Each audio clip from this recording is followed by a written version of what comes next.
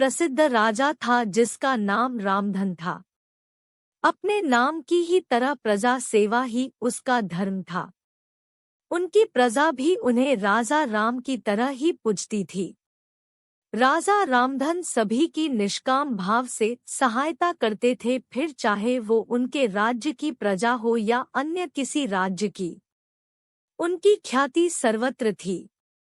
उनके दानी स्वभाव और व्यवहार के गुणगान उसके शत्रु राजा तक करते थे। उन राजाओं में एक राजा था भीम सिंह, जिसे राजा रामधन की इस ख्याति से ईर्ष्या थी। उस ईर्ष्या के कारण उसने राजा रामधन को हराने की एक रणनीति बनाई और कुछ समय बाद रामधन के राज्य पर हमला कर दिया।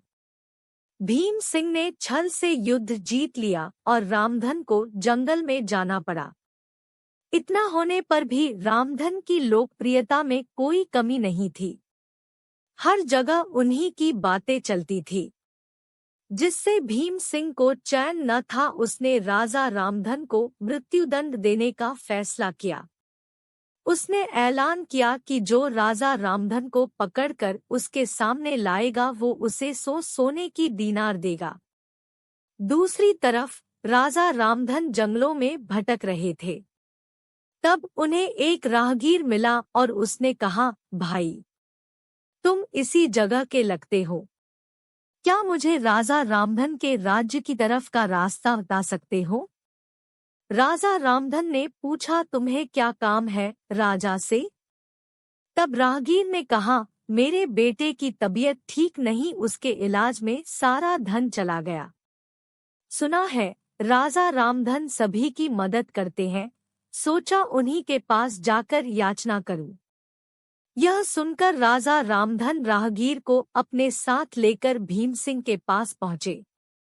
उन्हें देख दरबार में सभी अचंभित थे। राजा रामधन ने कहा, हे राजन, आपने मुझे खोजने वाले को 100 दीनार देने का वादा किया था।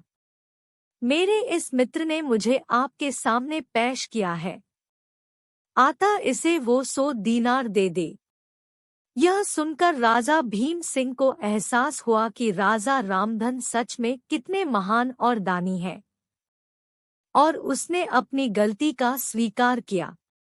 साथ राजा रामधन को उनका राज्य लौटा दिया और सदा उनके दिखाए रास्ते पर चलने का फैसला किया। दोस्तों, इसी को कहते हैं कर भला तो हो भला।